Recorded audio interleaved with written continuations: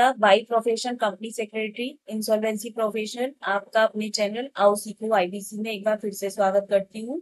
तो जैसा कि आप जानते हैं, ये जो मेरा चैनल है वो वर्बल ब्रीफ के लिए सिंपल लैंग्वेज में, और जो चैनल मैंने बनाया है वो इसलिए भी है कि जो स्टेक होल्डर्स हैं जिनको ज्यादातर आईबीसी की नॉलेज नहीं है, तो उनको भी थोड़ा समझ में आए कि मेरे इन केसेस में ये हुआ था और मेरे केसेस में ये गुंजाइश है। तो बेसिकली ये सबके लिए है, चाहे वो प्रोफेशनल्स हो, स्टेक होल्डर्स हो, इन्वेस्टर्स हो, कॉर्पोरेट डेटर्स हो, होम बायर्स हो, सबके लिए है। तो स्टार्ट करते हैं विदाउट एनी डिले। एक नया जजमेंट आया है अभी सुप्रीम कोर्ट का, जिसमें इसका नाम है, क्योंकि इसमें बहुत सारी अपील है बट मेन जो मैटर है वो है मानसी बरार फर्नांडिस, ये अपीलेंट है, और शुभा शर्मा एंड एएनआर ये रिस्पोंडेंट है। और इसमें चार अपील है बेसिकली।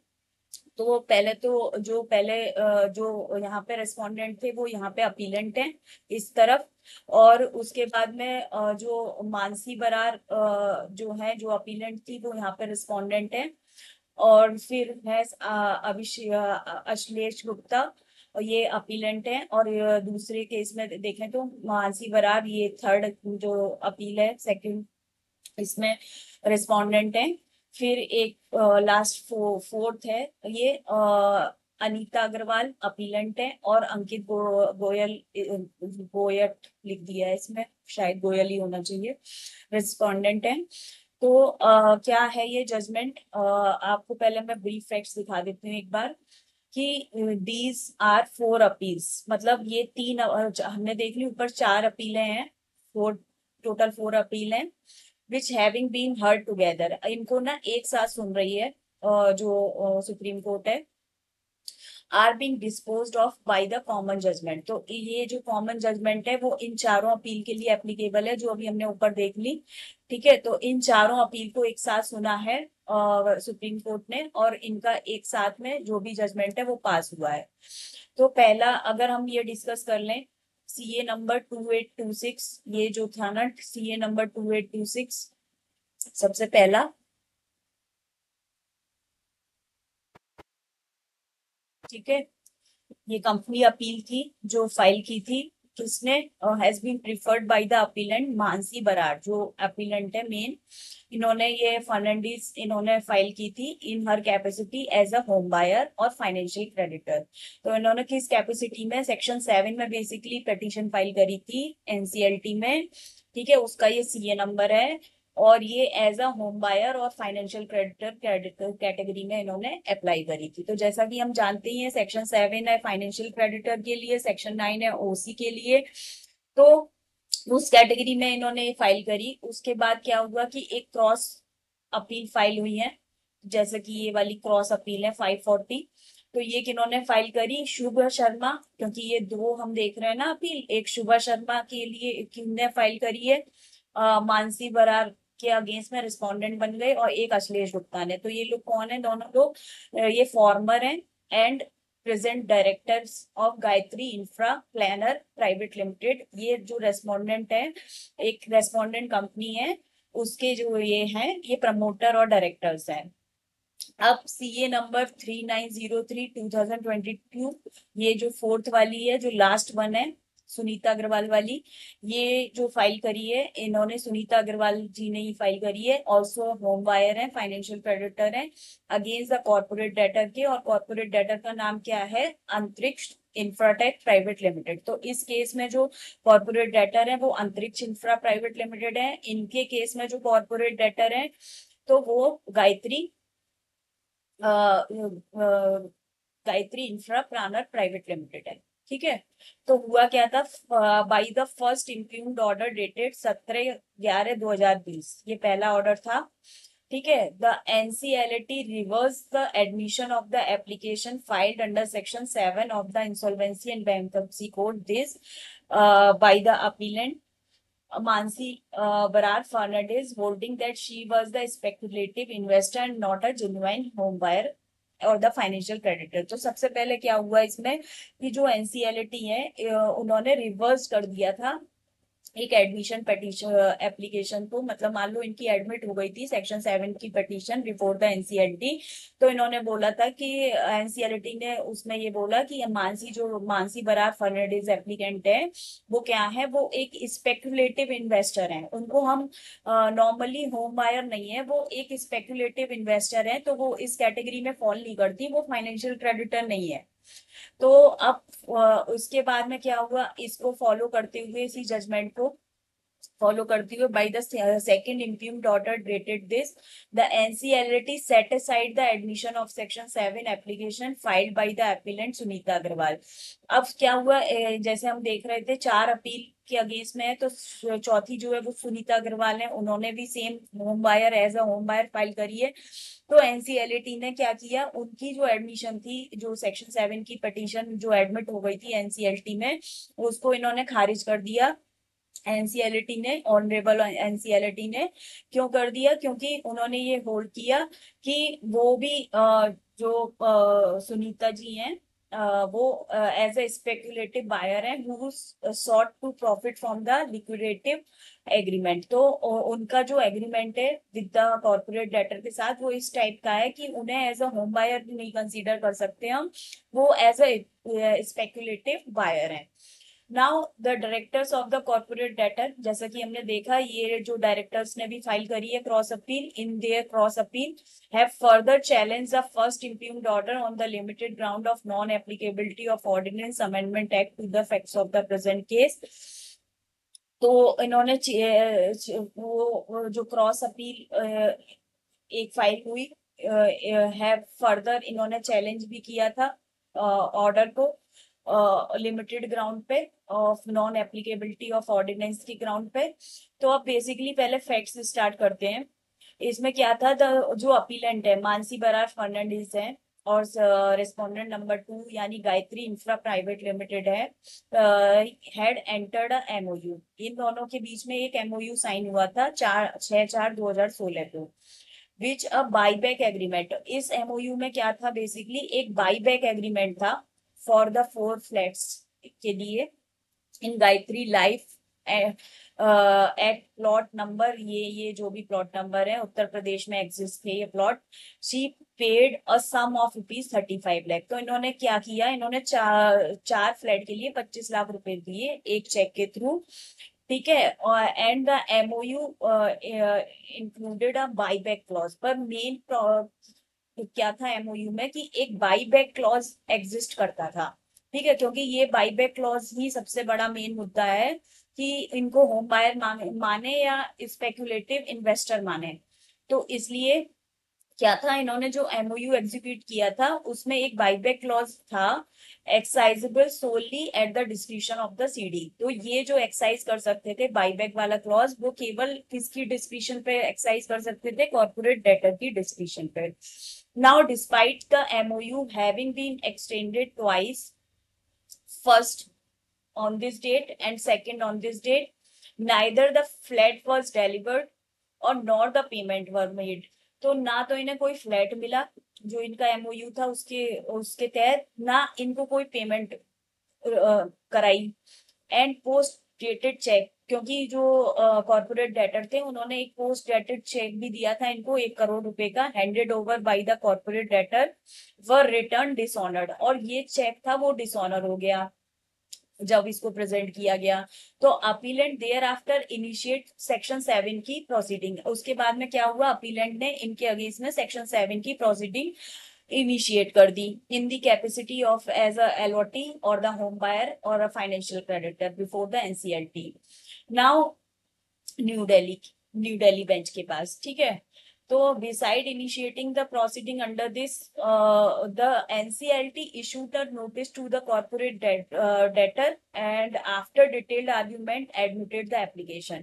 तो भले बहुत सारे आर्ग्यूमेंट्स हुए इस केस में, लेकिन उसके बाद में एडमिट हो गई इनकी एप्लीकेशन ये। ठीक है, इस ऑर्डर की अब इन्होंने चैलेंज किया इन्होंने जो रेस्पोंडेंट नंबर 1 है वो इन्होंने अपील फाइल करी before the NCLT which allow the appeal and set side the CIRP proceeding initiated by the CD by the first impugned order. तो पहले इम्प्यूग्ड ऑर्डर में तो क्या किया, एनसीएलटी ने सेटिसाइड कर दी सीआईआरपी की प्रोसीडिंग और कहा कि अगेंस्ट द कॉर्पोरेट डेटर। फिर सब रेस्पोंडेंट ने इसमें कुछ सबमिशंस दिए थे, वो भी मैं बता रही हूँ आपको यहाँ पे कि the appellate is not a genuine LOT. क्योंकि इन्होंने क्या सबमिट किया था रेस्पोंडेंट ने कि जो अपीलेंट है वो जेन्युइन एलओटी नहीं है, होम बायर नहीं है, बट स्पेकुलेटिव इन्वेस्टर है। वो क्या है, एज अ स्पेकुलेटिव इन्वेस्टर है who entered into a transaction with the corporate debtor purely for assured financial return and not for the purpose of acquiring the residential property. तो वो ये कह रहे हैं, उनकी काउंसिल ने ये बोला रेस्पोंडेंट जो सबमिशन की कि जो अपीलेंट है वो जेन्युइन एलॉटी नहीं है और इन्होंने जो इन्वेस्टमेंट किया है वो एज ए स्पेकुलेटिव इन्वेस्टर किया है, क्योंकि इन्हें 35 लाख के बदले 1 करोड़ रुपए मिल रहे हैं 12 महीने के अंदर अगर वो नहीं करते हैं, मतलब बाईबैक का क्लॉज है क्योंकि उसमें एमओयू में। ठीक है, तो इसलिए हम कहेंगे कि ये स्पेकुलेटिव इन्वेस्टर है, इतना हाई अमाउंट इनको मतलब ऑफर किया गया है एमओयू में उस ट्रांजेक्शन के लिए। तो इसलिए purely for the assured financial return and not for the purpose of, और इनका पर्पस क्या है, इनका पर्पस केवल रेसिडेंशियल प्रॉपर्टी एक्वायर करना नहीं है सिर्फ ये, क्योंकि इनको एक एश्योर्ड एक रिटर्न मिल रहा है, एक फाइनेंशियल रिटर्न। ठीक है, तो मेन पर्पस ये है। तो the NCLT by the order dated this directed the initiation of the reverse CIRP against the correspondent number 2 and the construction of the project continue smoothly under the IRP supervision। अब ये जो order हुआ उसमें क्या हुआ, NCLT ने direct कर दिया initiation of reverse CIRP against the respondent number 2 and the construction of project continue smoothly under the IRP supervision। ये जो एक ऑर्डर पास हुआ उसमें CIRP को उन्होंने रिवर्स करके और ये बोला कि जो कंस्ट्रक्शन प्रोजेक्ट वो कंटिन्यू रहेंगे अंडर द CIRP supervision।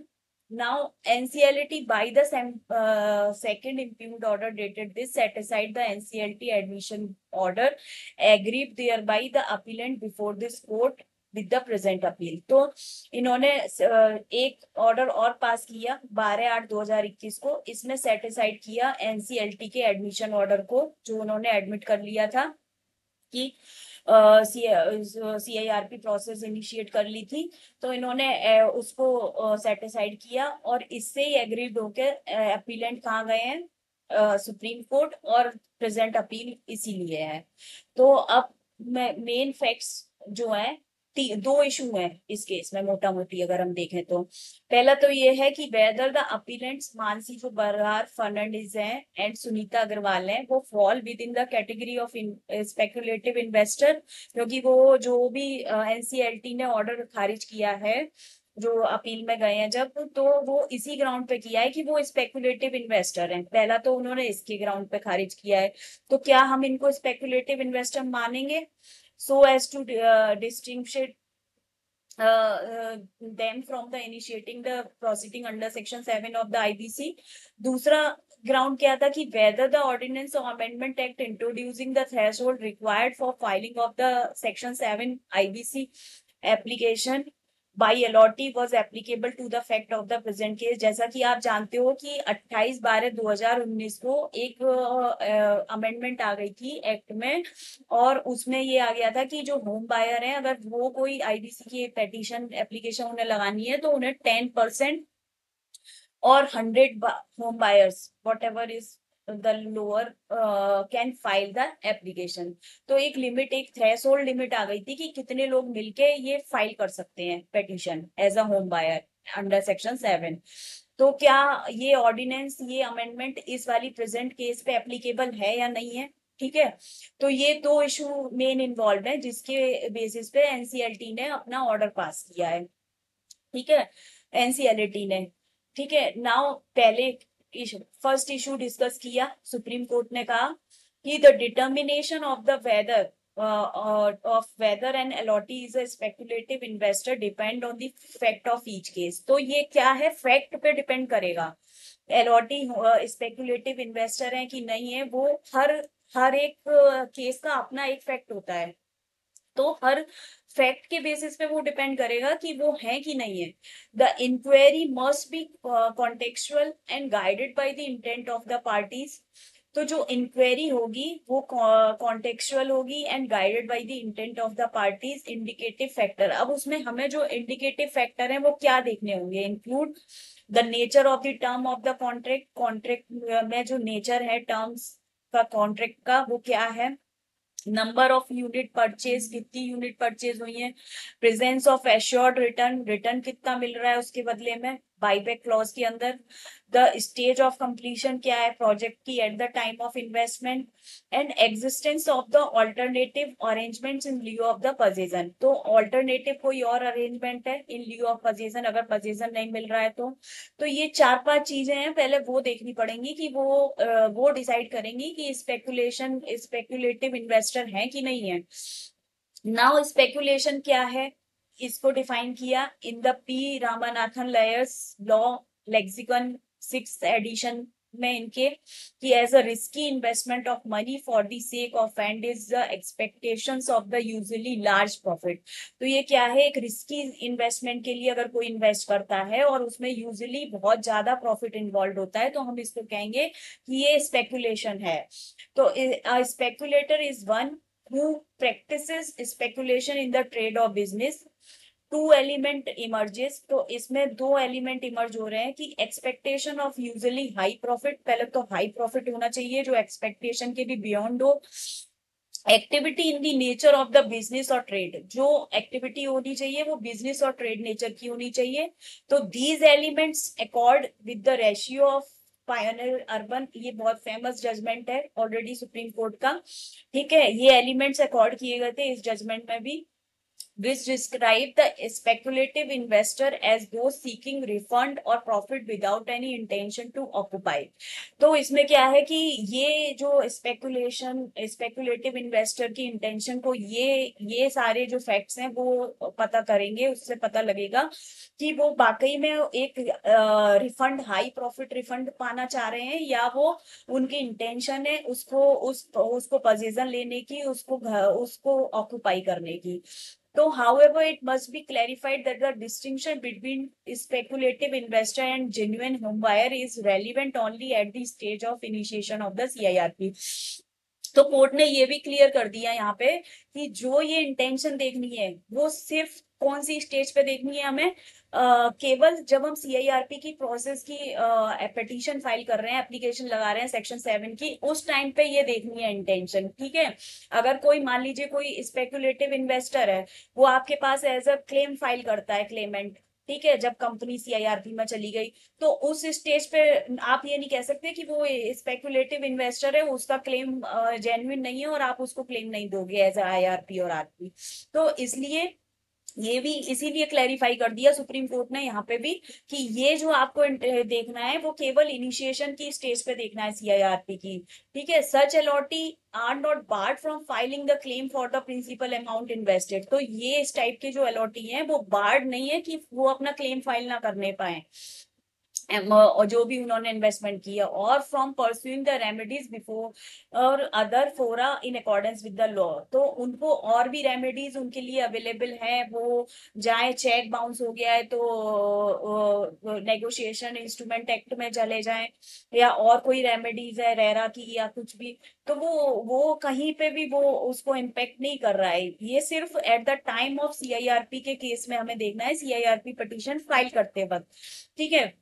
तो यहाँ पे ये भी क्लियर कर दिया। Now held by the supreme court, तो सुप्रीम कोर्ट ने फाइनली क्या हेल्ड किया कि the MOU executed reveals that the possession was never completed. तो इनके जो मानसी बरार फर्नांडिस के केस में क्या हुआ था, जो एमओयू एग्जीक्यूट हुआ है वो रिवील करता है कि पोजेशन वाज नेवर कंटेम्पलेटेड। इसमें पोजेशन को कभी इन्होंने नहीं मांगा है ना, इन्हें तो पैसे चाहिए 1 crore. The agreement stipulates a buyback whereby the 35 lakhs invested would be returned with an addition of 65 lakh as a premium within 12 months। तो इन्हें क्या चाहिए था, विद इन 12 मंथ्स में 65 लाख रुपए वापस आ जाए, 1 करोड़ रुपए रिफंड हो जाए। तो दो 4 अपार्टमेंट पर nationally allotted, the appellate paid only 35 lakh with no provision for the balance। Instead the corporate debtor issued the post dated cheque. ठीक है, तब भी इनको, क्योंकि post dated cheque already 1 crore का इशू कर दिया था कॉर्पोरेट डेटर ने 35 लाख के अगेंस्ट में, तो एक हाई रिटर्न इन्वॉल्व था ना, आप खुद देखो इसमें, विच वर रिपीटेडली डिसऑनर्ड। और ये चेक लेकिन डिसऑनर हुआ, but successive extension of the MOU were granted without justification and the appellant invoke the proceeding under section 138 of the NI act for the recovery. तो these circumstances make clear that the appellant's true interest lay in the assured return, not the possession। तो ये जो पूरा nature है MOU का, और जो था कि इन्होंने 1 करोड़ रुपए का पहले से एक चेक ले लिया था इनसे, और जो डिसऑनर भला ही हो गया, इन्होंने 138 की प्रोसीडिंग भी फाइल करी। तो इनका जो मेन इंटेंशन था, कोर्ट का कहना है कि उससे ये क्लियर हो रहा है कि अपीलेंट्स का जो ट्रू इंटेंशन है वो ये है कि उन्हें इंटरेस्ट उससे एक एश्योर्ड रिटर्न लेना है, ना कि पोजेसन। तो MOU was in substance a buyback contract but a agreement to sell the flat by the standard in the Pioneer Urban. The appellant was a speculative investor disentitling her from invoking section 7। तो इन्होंने ये एकदम clear कर दिया कि जो अगर speculative investor हैं तो उनको ये जो क्लॉज है, अगर हम देखें तो सेक्शन 7 की वो पिटीशन नहीं फाइल कर सकते हैं, क्योंकि वो होम बायर नहीं है बेसिकली। नाउ क्योंकि दो एप्लीकेशन फाइल हुई है, एक तो फर्नांडिस उन्होंने फाइल की है, एक सुनीता अग्रवाल ने फाइल की है। तो सुनीता अग्रवाल के केस में भी सुप्रीम कोर्ट ने क्या कहा कि उनका जो एमओयू है, पहले तो बता दिया इनका एमओयू क्या था मानसी बरार का, अब दूसरा बता रहे हैं कि सुनीता अग्रवाल का जो एमओयू एंटर्ड हुआ था 2015 में फॉर द इन्वेस्टमेंट, क्योंकि उन्होंने 25 लाख रुपए इन्वेस्ट किए थे per unit with the assured return of 25% per annum. इनको 25% रिटर्न मिल रहा था इस पे आफ्टर 24 मंथ्स, विद इन मतलब 24 मंथ्स के बाद इनको 25% रिटर्न मिल रहा था। तो it contained a compulsorily buyback clause and the provision for the profit sharing over the above guaranteed return। So the repeated use of the term investment coupled with the risk-free exit option confirm that the possession was never intended। तो इस case में भी court ने ये बोला कि इनका भी जो repeated use of term investment use हुआ है, तो ये इससे क्या है, ये इनके पास तो फ्री एग्जिट ऑप्शन था, और जो क्योंकि इन्हें 25% उस पर रिटर्न मिल रहा था, तो ये कंफर्म कर रहे हैं कि इस टाइप का जो ये कभी भी पजेशन के लिए इंटरेस्टेड नहीं थे, never intended. While the NCLT admit, लेकिन फिर भी एनसीएलटी ने एडमिट कर ली थी इनकी एप्लीकेशन। क्यों कर ली थी, क्योंकि उसमें जो कॉर्पोरेट डेटर है उनकी साइड से कोई अपीयर नहीं हुआ था, तो एक्स पार्टी ऑर्डर पास हो गया था उनके केस में। So NCLT correctly reverse the order, but NCLT ने उसको रिवर्स कर दिया था, क्योंकि इन्होंने एडमिट की थी एप्लीकेशन और उसके बाद में एनसीएलटी ने उसको रिवर्स किया था और ऑर्डर पास किया था कि ये स्पेकुलेटिव इन्वेस्टर हैं और इनको नहीं एडमिट कर सकते इनकी सेक्शन 7 की पिटीशन। तो accordingly the finding of NCLT treating the appellant as the speculative investor warrant no interfere. तो इसका मतलब जो एनसीएलटी ने होल्ड किया है वो एकदम राइट है, उसमें कोई इंटरफियर की कोई गुंजाइश नहीं है। तो both the impugned order setting aside the admission of section 7 application stand affirm. तो जो भी एप्लीकेशन को सेटिंग असाइड करने वाले ऑर्डर थे एनसीएलटी के, वो एकदम राइट है और उनको कंफर्म कर दिया सुप्रीम कोर्ट ने। नाउ दूसरा इशू क्या था, दूसरा इशू था कि एप्लीकेबिलिटी ऑफ ऑर्डिनेंस, क्योंकि जो 28 दिसंबर 2019 को अमेंडमेंट आया कि एक थ्रेश होल्ड होगा, एक होम बायर की इतनी लिमिट होनी चाहिए, 100 होम बायर होने चाहिए या 10% होने चाहिए, वो फाइल करेंगे। तो उसके लिए भी इन्होंने बोला कि क्या ये एप्लीकेबल होगा इस केस पे या नहीं होगा, मानसी बरार वाले केस पे। तो क्यों इसको डिस्कस करना पड़ा? क्योंकि इन the present case the appellate filed a section 7 की एप्लीकेशन फाइल की थी कॉर्पोरेट डेटर के अगेंस्ट में, इन्होंने मानसी बरार ने 18/3/2019 को, ये डेट बहुत इंपॉर्टेंट है। तो 18 मार्च को हुई थी, यानी कि बिफोर द अमेंडमेंट, और 28/12/2019 को अमेंडमेंट आया था। When the ordinance was promulgated, the application was still pending before the adjudicating authority. However, the arguments were already being heard and matter reserved for order on this date. The order came to be passed on 2/1/2020 को order pass हुआ, admitting the application without reference to the ordinance. क्योंकि इनके case में हुआ क्या था, order तो reserve कर लिया था इस डेट से पहले, ठीक है, 4/12/2019 को ऑर्डर रिजर्व हो गया था, पर ऑर्डर कब आया था? ऑर्डर आया था 2/12/2020 को। देख रहे हो आप, ऑर्डर रिजर्व हो गया था 4/12/2019 को, पर ऑर्डर पास हुआ 2/1/2020 को, ठीक है। तो admitting the application without reference to the ordinance, और इसमें इस ऑर्डर ऑर्डिनेंस को तो कोई महत्व दिया नहीं गया। At that stage the requirement introduced by the ordinance shall not complied with by the applicant, nevertheless she subsequently complied with the set requirement in the appellate proceeding. तो अब क्या हुआ कि ये जो ऑर्डर जो कंप्लाई करना था इस ऑर्डिनेंस को, वो कभी कंप्लाई नहीं किया अपीलेंट ने, और नेवरथलेस शी सब्सिक्वेंटली, और इसको जब अपीलेट प्रोसीडिंग इनिशिएट हो रही थी तब भी कंप्लाई नहीं हुआ ये। तो held by the supreme court in the present case, once the order were reserve, suppose अगर ऑर्डर रिजर्व हो गया तो उसके बाद तो हमें कुछ फाइल करना नहीं होता है, उसके बाद तो सीधा जजमेंट प्रोनाउंस होता है, ठीक है। तो the appellant could not have complied with the ordinance until the pronouncement, ठीक है। तो क्योंकि ये कह रहे हैं कि the appellant could not have complied with, वो कंप्लाई कर ही नहीं सकते हैं। Accordingly the outcome on the ground of equity should be determined as on the date the order was reserved, and no subsequent legislation or administrative challenge should prejudice the parties. तो suppose करिए अगर ordinance आने से पहले ही कोई order reserve हो गया है, तो उस केस में तो जो सब्सिक्वेंट लेजिस्लेशन है या जो एडमिनिस्ट्रेटिव जो चेंज आए हैं वो उसको प्रेजुडाइज नहीं कर सकते पार्टीज के राइट को। तो where the order were already reserve prior to the promulgation of the ordinance, the requirement cannot be retrospectively enforced so as to defeat the vested right. तो ये retrospectively इसका मतलब जो रिक्वायरमेंट है वो इफेक्ट नहीं करेगी और वो पार्टीज के राइट को डिफीट कर सके। So therefore the finding of the NCLT in respect of the inapplicability of the Ordinance Amendment Act to the effect of the present case require interfere। तो यहाँ पे कोर्ट ने बोला कि यहाँ पे एनसीएलटी का जो ऑर्डर था इसका कि ऑर्डिनेंस के लिए जो ऑर्डर था वहां पे इंटरफियरेंस की जरूरत है, and the first impugned order deserve to be satisfied to that effect, accordingly this issue is answered by us. तो बेसिकली ये हेल्ड हुआ कि भाई वो रेट्रोस्पेक्टिवली इफेक्ट तो नहीं करेगा, अगर ऑर्डर अगर रिजर्व हो गया है कोई ऑर्डिनेंस आने से पहले ही, तो उसका रेट्रोस्पेक्टिव इफेक्ट कैसे हो सकता है अगर वो पास हो गया। क्योंकि इसमें अगर हम देखें तो 4/9/2019 को ऑर्डर रिजर्व हुआ, 28 को ये बिल आया, ठीक है, और क्रिसमस की छुट्टियां भी आ जाती है उसके बीच में, तो ऑर्डर प्रोनाउंस नहीं हो पाया होगा, है ना। तो 2 तारीख को ऑर्डर प्रोनाउंस हुआ 2/1/2020 को, ठीक है। तो ये सब चीजों के लिए पार्टीज के जो राइट है उनको इम्पेक्ट नहीं कर सकती है ये चीजें। तो thank you so much for listening me, for watching मी। तो ऐसे ही बने रहिए, चैनल को लाइक करिए, शेयर करिए, सब्सक्राइब करिए अगर पसंद आ रहा है तो।